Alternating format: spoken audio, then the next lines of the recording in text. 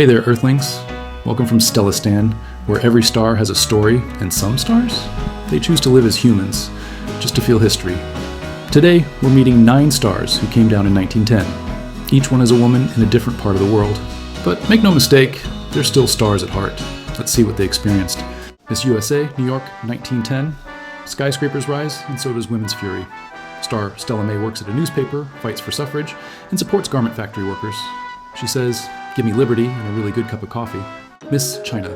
In 1910, the Qing dynasty was gasping for air. Star Lianhua wore Hanfu robes, but hid revolutionary flyers in her sleeves. While the empire clung to the past, she taught girls to read and wrote poetry about unbinding feet and minds. She says, "A new dawn begins with a single unbroken step." Miss France, Paris, 1910. Bohemian, brilliant, and boldly unequal. Star Étoile wore corsets with irony and wrote satirical plays about men who feared voting women. She says, "They gave us fashion. We gave them existential crisis." Miss Japan. It's the Meiji era, and Japan is sprinting into modernity. Star Hoshiko rides a bicycle, radical enough, while translating English novels and pushing for girls' education. She says, "Kimonos or uniforms? I shine in both." Miss Italy.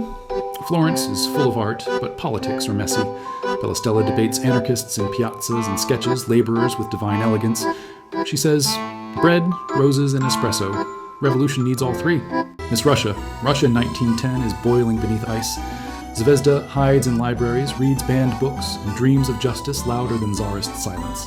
She says, "When the empire cracks, stars fall through." Miss Korea.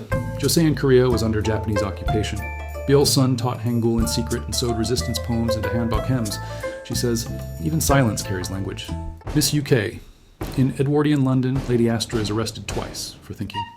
She smashes windows and stereotypes, demanding votes, books, and breathable dresses. She says, "Sorry, sir, I don't faint, I protest." Miss Australia.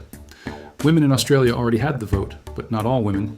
Star Matilda ran for council and advocated for Aboriginal rights with fierce tenderness. She says, "Justice is real when everyone's in the picture." They were rebels, poets, dreamers. Not because they were stars, but because they were 1910 women who dared to shine. From Stellastan, where stars learn by living and bring stories back to the sky. If you were one of these women, which one would you be? Don't forget to like, subscribe, and keep stargazing. Next time we'll beam down again. Same sparkle, new story.